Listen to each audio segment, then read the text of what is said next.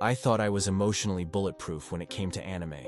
After years of watching the most heart-wrenching series, I'd built up walls, developed immunity to the typical tear-jerking tricks. I could predict every dramatic death, every friendship betrayal, every bittersweet ending from miles away. But nothing, and I mean nothing, prepared me for what Frieren would do to my soul in just 5 minutes.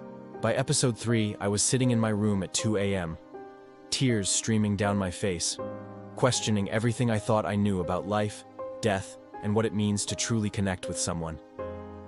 And I'm not alone. Grown men across the internet are posting videos of themselves sobbing. Professional anime reviewers are calling it emotionally devastating. Even people who claim they never cry at anime are admitting defeat. So what is it about this seemingly simple story of an immortal elf that's breaking people worldwide? Here's the thing that nobody talks about. Frieren doesn't just tell you a story. It forces you to confront your own mortality while you're completely defenseless. It weaponizes time itself against your emotions, and by the time you realize what's happening, it's already too late. But before I explain how Frieren psychologically dismantles you, let me tell you about the exact moment this anime crossed the line from good to life-changing, and why that moment will haunt you long after the credits roll. Picture this. You're watching what seems like a standard fantasy anime. Cute elf girl, typical adventure party, demon lord defeated. Classic stuff, right? Then episode 2 hits you like a freight train traveling at the speed of inevitability. Himmel, the human hero who saved the world alongside Frieren, dies of old age. We see his funeral. Frieren stands there, emotionless, seemingly unaffected. He lived a long life for a human, she says casually, as if discussing the weather. Your first thought? Wow, what a cold character. Your second thought, about 30 seconds later? Oh God, no.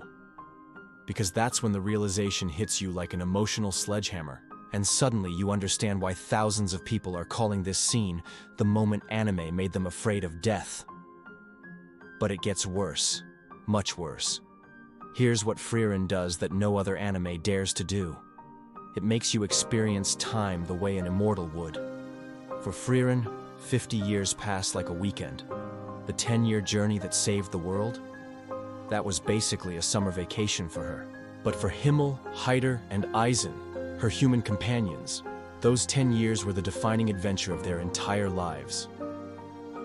While she was casually collecting spells and treating their grand quest like a mild diversion, they were forging the deepest bonds they'd ever known. Now imagine realizing that every meaningful relationship in your life is just a brief flicker to someone you care about. Imagine being the flicker. And this is where Frieren commits its cruelest trick. One that will make you question every friendship you've ever taken for granted. Because what happens next reveals a truth about human connection that most of us spend our entire lives trying to avoid. Episode 4 drops the nuclear bomb. Frieren's flashback to her conversation with Himmel about magic spells. She tells him she collects spells because you never know when they might be useful. He responds with something that seems innocent at first. That's very like you, Frieren. Cut back to the present. Frieren is teaching Fern, her human apprentice, and she finds herself using one of those useless spells she collected decades ago, a spell that makes flowers bloom. As she watches Fern's face light up with wonder, the camera zooms in on Frieren's expression. For the first time in 1,000 years, she's truly seeing the present moment. But here's the part that breaks everyone. She realizes that Himmel knew.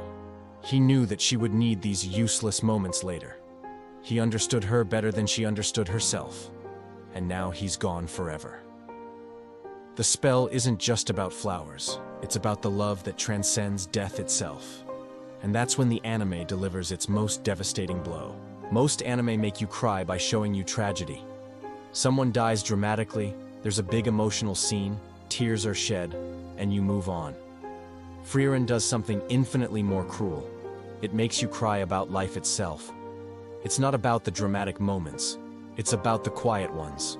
The morning conversations over coffee. The silly arguments about magic theory. The way Himmel would smile when Frieren got excited about a new spell. These aren't important scenes in a typical narrative sense, but they're everything. The genius of Frieren lies in its understanding that grief isn't just about missing someone. It's about missing all the moments you didn't realize were precious until they're gone forever. Every time Frieren remembers something small about her dead friends, you're forced to think about your own relationships. When was the last time you really paid attention to someone you love? When was the last time you treated a moment like it mattered? The anime doesn't let you off the hook either. As Frieren begins her new journey with Fern and Stark, you watch her slowly learning to value the present. But here's the twist that nobody sees coming. You realize you're not just watching Frieren learn to appreciate mortal life. You're learning it too. Every episode becomes a meditation on presence, on paying attention, on the weight of every passing second. The most brilliant aspect of Frieren's storytelling is how it uses its fantasy setting to explore the most human experiences imaginable. The magic system becomes a metaphor for memory. The quest structure becomes a framework for processing grief. The immortal protagonist becomes the perfect lens through which to examine our own fleeting existence. You came for fantasy adventure, and instead got existential therapy disguised as entertainment. But perhaps the most devastating realization comes when you understand what Frieren is really about. It's not about an elf learning to understand humans. It's about you learning to understand yourself. Every revelation Frieren has about the value of brief connections, the importance of seemingly mundane moments, and the weight of presence is a revelation you're meant to have about your own life. The reason grown men are crying isn't because the anime is sad, it's because it's true. Frieren holds up a mirror to your own relationships and forces you to see what you've been taking for granted. It makes you realize that you, like Frieren, have been sleepwalking through precious moments with people who won't be here forever. By the time you finish the first season, you're not just emotionally devastated. You're transformed. You find yourself paying more attention to conversations with friends. You notice the way your loved ones laugh. You catch yourself being present in moments you would have previously let slip by unnoticed. Frieren doesn't just make you cry, it makes you more human. And maybe that's why it hurts so much, because growing always does.